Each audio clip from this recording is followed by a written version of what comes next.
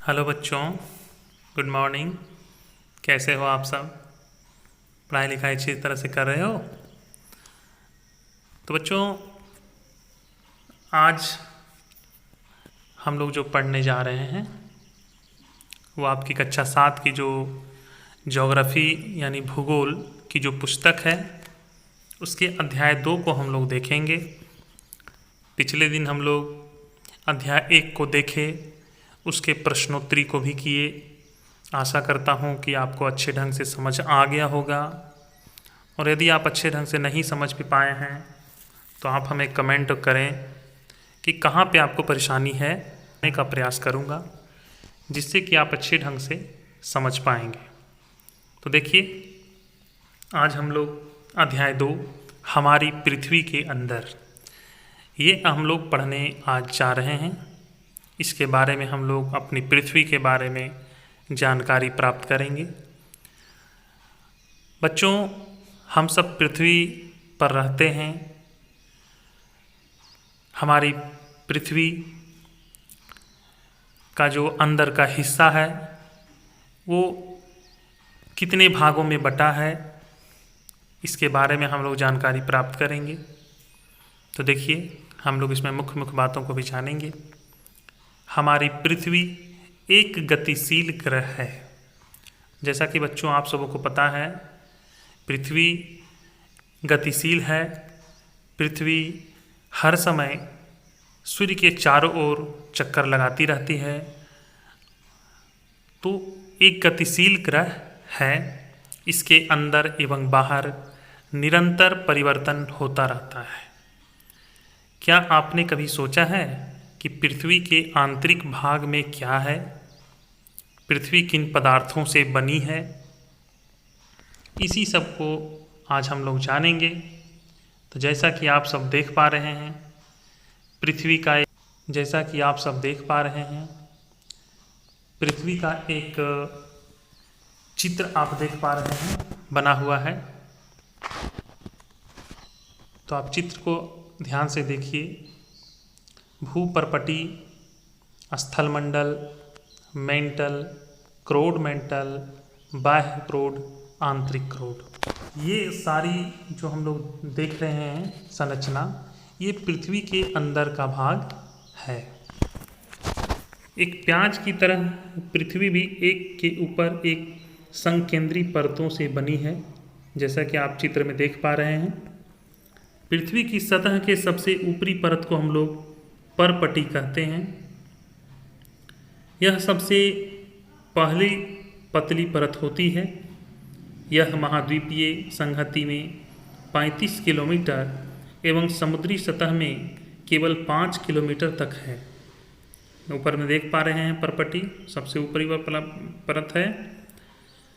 महाद्वीपीय संहति मुख्य रूप से सिलिका एवं एल्यूमिना जैसे खनिजों से बनी है, इसलिए इसे Cl, C मतलब सिलिका तथा L मतलब एल्यूमिना कहा जाता है। Cl है ना। महासागर की परपटी मुख्यतः सिलिका एवं मैग्नीशियम की बनी है, इसलिए इसे C मतलब सिलिका, मै मतलब मैग्नीशियम कहा जाता है। परपटी के ठीक नीचे मेंटल होता है, जो 2900 किलोमीटर की गहराई तक फैला है। इसकी सबसे आंतरिक परत क्रोड है। ठीक है बच्चों, आप देख पा रहे हैं जैसा कि चित्र में आप देख रहे हैं। इधर देखिए, आप देख रहे हैं चित्र को बढ़िया से। परपटी है, उसके बाद सबसे नीचा परत हम लोग क्रोड देख रहे हैं, है ना। तो यही आपका ये जो पृथ्वी का आंतरिक परत है, इसको आप देखेंगे। आंतरिक भाग हम लोग देखेंगे, इसमें देख पा रहे हैं जैसा कि चित्र में।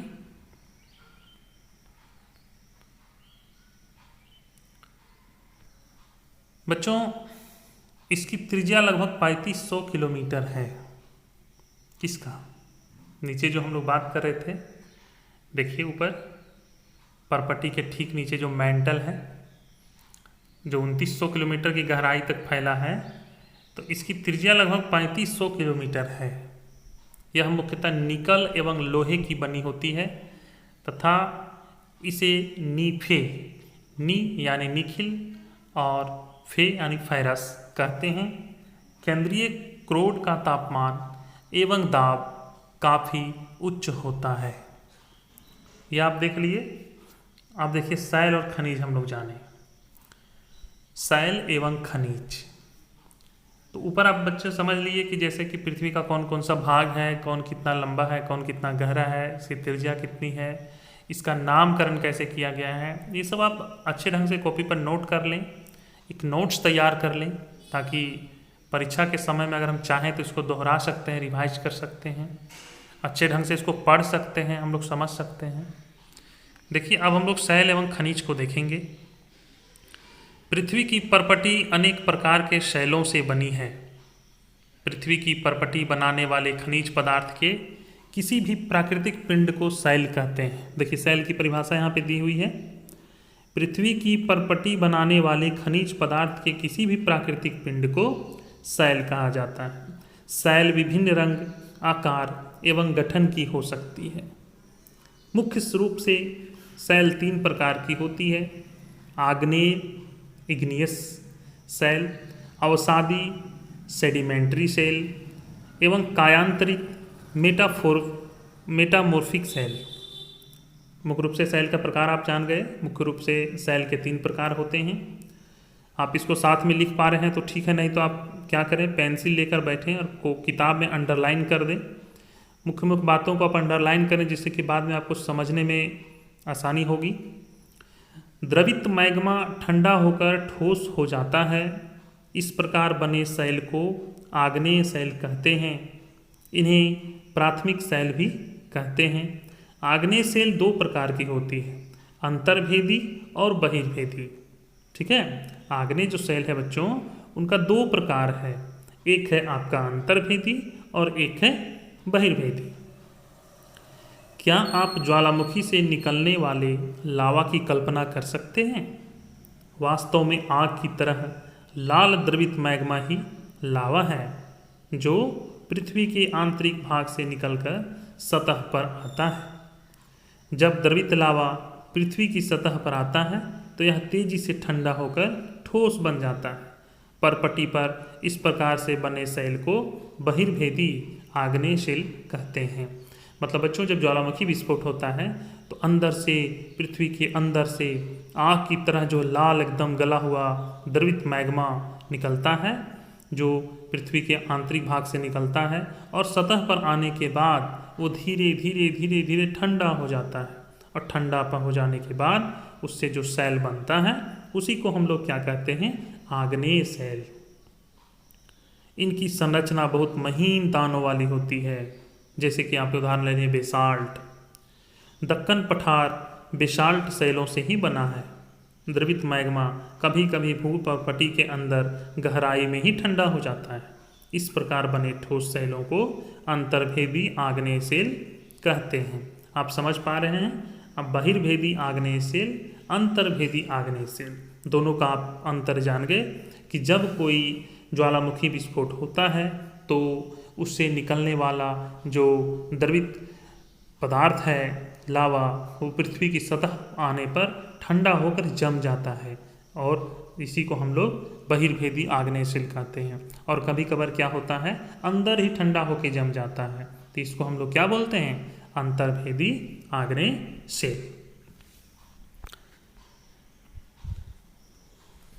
धीरे धीरे ठंडा होने के कारण ये बड़े दानों का रूप ले लेते हैं। ग्रेनाइट ऐसे ही शैल का एक उदाहरण है। लेई, मसालों तथा दानों का चूर्ण बनाने के लिए जिन अपघर्षण पत्थरों का उपयोग होता है वे ग्रेनाइट के बने होते हैं। शैल लुढ़क कर, चटक कर तथा एक दूसरे से टकरा कर छोटे छोटे टुकड़ों में टूट जाती है। इन छोटे कणों को अवसाद कहते हैं। क्या कहते हैं? अवसाद। ये अवसाद हवा, जल आदि के द्वारा एक स्थान से दूसरे स्थान पर पहुंचकर जमा कर दिए जाते हैं। ये अदृढ़ अवसाद दबकर एवं कठोर होकर शैल की परत बनाते हैं। इस प्रकार की शैलों को अवसादी शैल कहते हैं। उदाहरण के लिए बलुआ पत्थर रेत के दानों से बनता है। इन शैलों में पौधों, जानवरों एवं अन्य सूक्ष्म जीवाणुओं जो कभी इन शैलों पर रहे हैं के जीवाश्म भी हो सकते हैं। आग्नेय एवं अवसादी सेल उच्च ताप एवं दाब के कारण कायांतरित सेलों में परिवर्तित हो सकती है।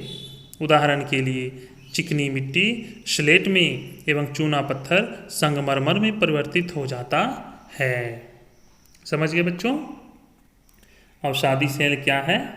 देखिए कुछ इधर मतलब इम्पॉर्टेंट भाग हम लोग इसमें जाने।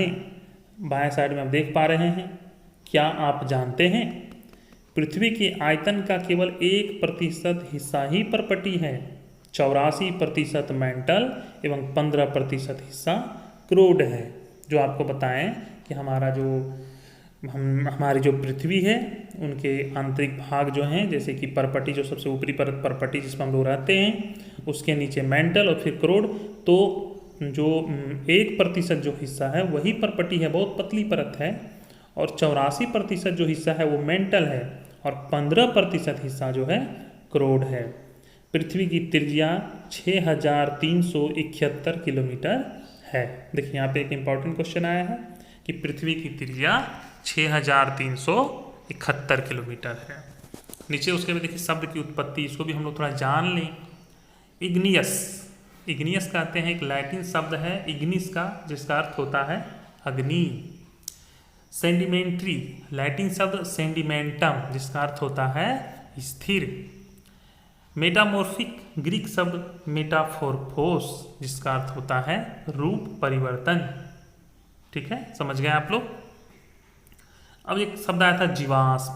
देखिए लिखा हुआ है सैलों की परतों में दबे मृत पौधों एवं जंतुओं के अवशेषों को जीवाश्म कहते हैं। क्या कहते हैं? जीवाश्म। आप इसको नोट करेंगे कॉपी में अच्छे ढंग से और आप इसको पढ़ेंगे, आप अच्छे ढंग से इसको देख लेंगे, समझ लेंगे। सैल हमारे लिए बहुत उपयोगी है।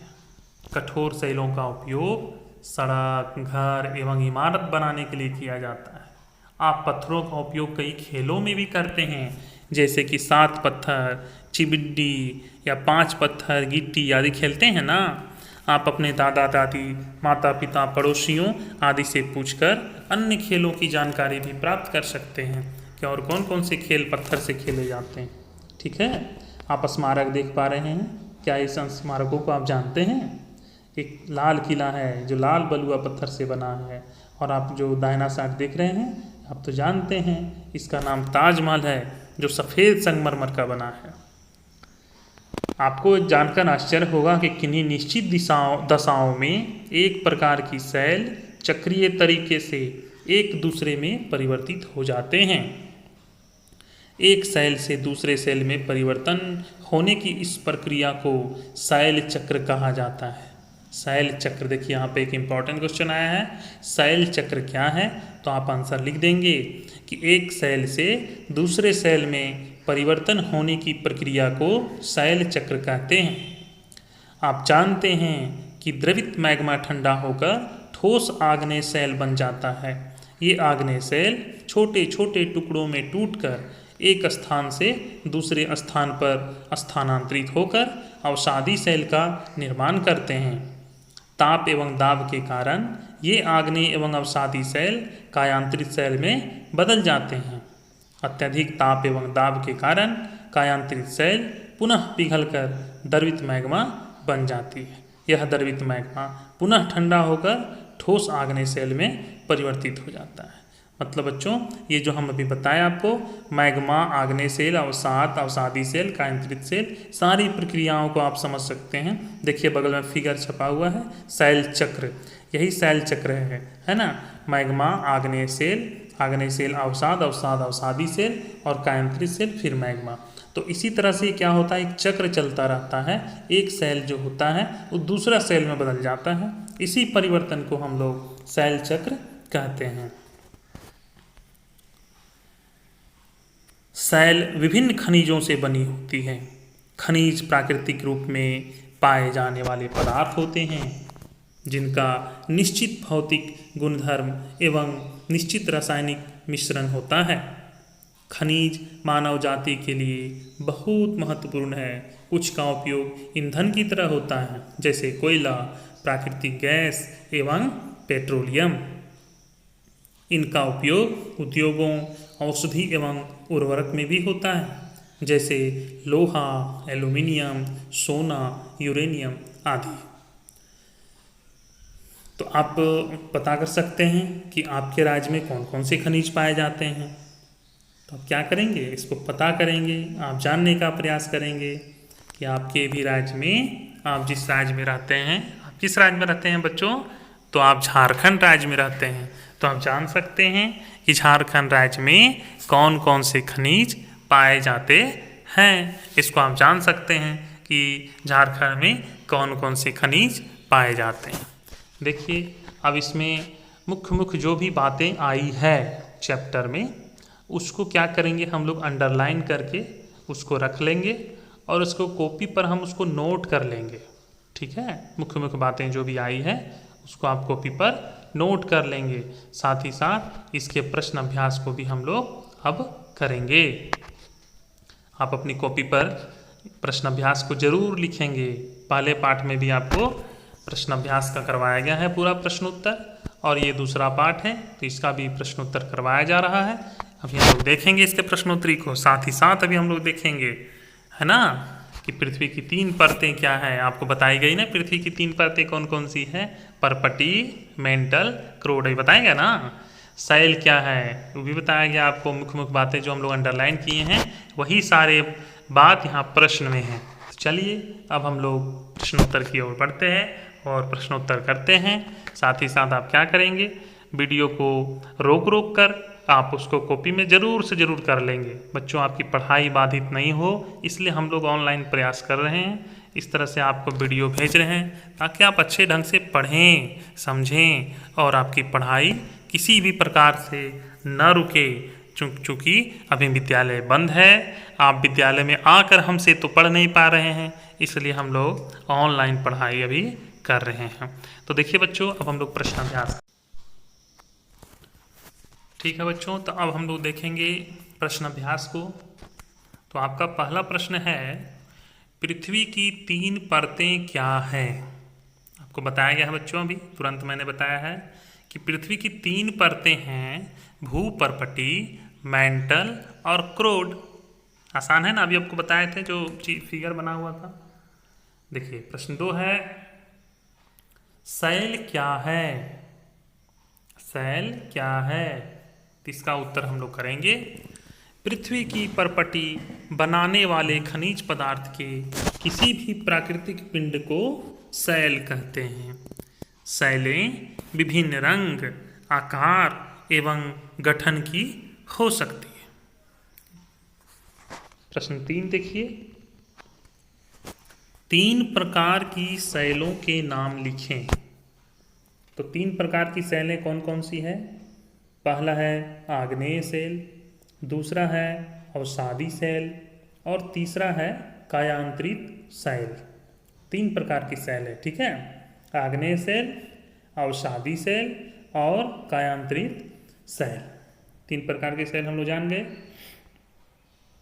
प्रश्न 4 है, बहिर्भेदी एवं अंतर्भेदी शैल का निर्माण कैसे होता है। तो बच्चों आपको भी हमने समझाया था कि जब मैग्मा लावा जो है वो अगर बाहर सतह पर जमता है शैल, तो वो हो गया बहिर्भेदी शैल, और अगर वो लावा अंदर ही ठंडा हो गया और जम गया तो वो अंतर्भेदी है। देखिए इसको कैसे हम लोग लिखेंगे, बहिर्भेदी आग्नेय शैल का निर्माण, जब पृथ्वी पर ज्वालामुखी का उद्गार होता है तब आग की तरह लाल द्रवित मैग्मा पृथ्वी के आंतरिक भाग से निकलकर सतह पर आ जाता है। जब द्रवित लावा पृथ्वी की सतह पर आता है तो यह तेजी से ठंडा होकर ठोस बन जाता है। परपटी पर इस प्रकार से बने शैल को बहिर्भेदी आग्नेय शैल कहते हैं। इनकी संरचना बहुत महीन दानों वाली होती है। उदाहरण के लिए बेसाल्ट, दक्कन पठार बेसाल्ट शैलों से ही बना है। तो ये हो गया आपका बहिर्भेदी। अब देखिए अंतर्भेदी आग्नेय शैल क्या है। द्रवित मैग्मा कभी कभी भूपर्पटी के अंदर गहराई में ही ठंडा हो जाता है।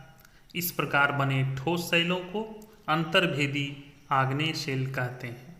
धीरे धीरे ठंडा होने के कारण ये बड़े दानों का रूप ले लेते हैं। ग्रेनाइट ऐसे ही सेल का एक उदाहरण है। ठीक है बच्चों, अगला प्रश्न देखिए, शैल चक्र से आप क्या समझते हैं?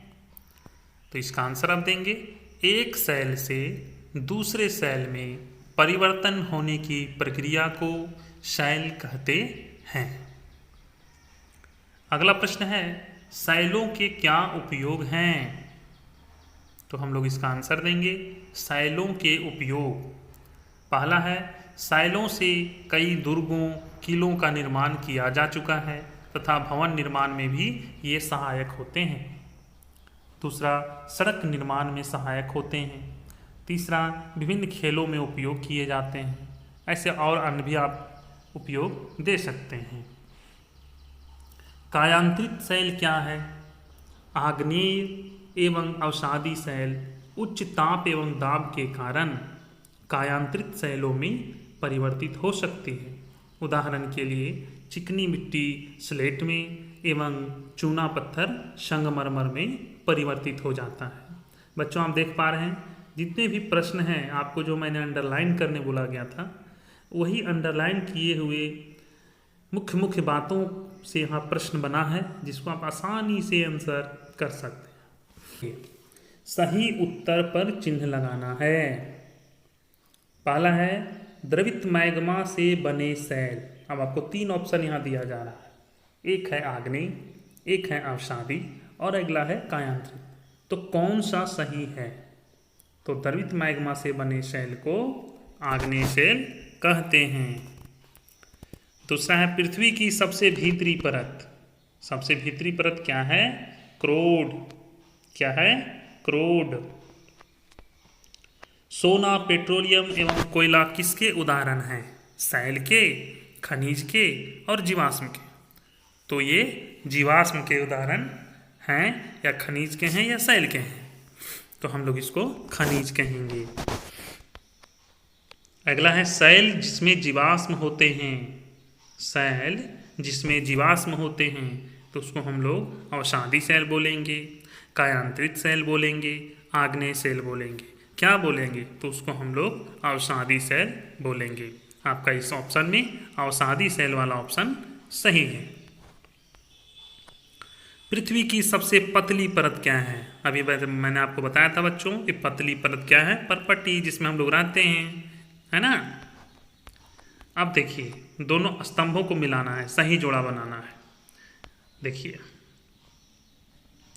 क्रोड जो होता है वो सबसे भीतरी परत है, तो आप उसको क्रोड को सबसे भीतरी परत में मिलाएंगे। क नंबर का 5 नंबर सही होगा, सबसे भीतरी परत। दूसरा है खनिज का 4 नंबर सही करेंगे हम। इसका एक निश्चित रासायनिक मिश्रण होता है। तीसरा है शैल को हम 2 नंबर से मिलाएंगे, सड़क एवं इमारत बनाने के लिए उपयोग होता है। चौथा है चिकनी मिट्टी को 1 नंबर में बनाएंगे, स्लेट में बदलता है। पांचवा है Cl, सिलिका एवं एल्यूमिना से बनता है, इसको आप 3 नंबर में मिलाएंगे। मतलब इस तरह से एक दूसरा सबको मिला के सही आपको बनाना है। अगला प्रश्न है, कारण बताइए, हम पृथ्वी के केंद्र तक नहीं जा सकते। इसका कारण बताना है आपको कि हम चाहेंगे तो पृथ्वी के केंद्र तक क्यों नहीं जा सकते। देखिए इसका आंसर क्या होता है, हम पृथ्वी के केंद्र में निम्न कारणों से नहीं जा सकते। क्या क्या कारण है कि हम नहीं जा सकते? पहला है, पृथ्वी के केंद्र तक पहुंचने के लिए जो बिल्कुल असंभव है, आपको समुद्र की सतह से 6,000 किलोमीटर गहराई तक खोदना होगा। समझिए, समुद्र तल को 6,000 किलोमीटर गहराई तक खोदा जा सकता है? कहीं इम्पॉसिबल वाला बात है। पृथ्वी की सतह से नीचे जाने पर तापमान 1 सेंटीग्रेड प्रति 32 मीटर की दर से बढ़ता है। 32 मीटर प्रति 32 मीटर में 1 सेंटीग्रेड तापमान बढ़ता चला जाता है। पृथ्वी के केंद्रीय कोड तरल अवस्था में आग का गोला है एवं वहाँ का दाब भी बहुत अधिक है, इसलिए हम लोग इन सभी कारणों से पृथ्वी के केंद्र में नहीं जा सकते। आपका अगला प्रश्न है, अवसादी शैल अवसाद से बनती है, क्या कारण है? शैल लुढ़क कर, चटक कर तथा एक दूसरे से टकराकर छोटे छोटे टुकड़ों में टूट जाती है। इन छोटे कणों को अवसाद कहते हैं। ये अवसाद हवा, जल आदि के द्वारा एक स्थान से दूसरे स्थान पर पहुंचकर जमा कर दिए जाते हैं। ये अदृढ़ अवसाद दबकर एवं कठोर होकर शैल की परत बनाते हैं।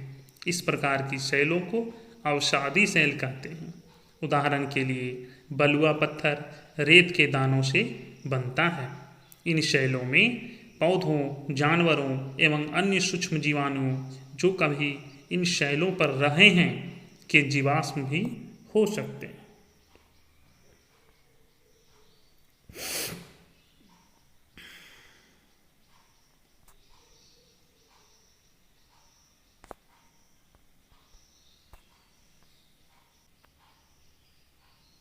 देखिए अगला प्रश्न है, चूना पत्थर संगमरमर में बदलता है, क्या इसका कारण है?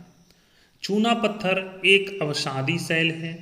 अवसादी शैल उच्च ताप एवं दाब के कारण कायांतरित शैलों में परिवर्तित हो सकती है। चूना पत्थर भी उच्च ताप एवं दाब के कारण संगमरमर में परिवर्तित हो जाता है। ठीक है बच्चों, तो ये था आपका पाठ 2 का हमारी पृथ्वी के अंदर का प्रश्न अभ्यास। पूरा प्रश्न उत्तर मैंने आज ही करवा दिया आपको। इसको क्या करें, आपको 1 सप्ताह का समय दिया जाएगा। आप 1 सप्ताह में इसको लिखें, बढ़िया से समझें, इसको देख लें। फिर अगले गुरुवार को आपको भूगोल का, ज्योग्राफी का अगला पाठ बताया जाएगा। आपको 1 सप्ताह का समय दिया जा रहा है, आप उसको अच्छे ढंग से तैयार कर लें।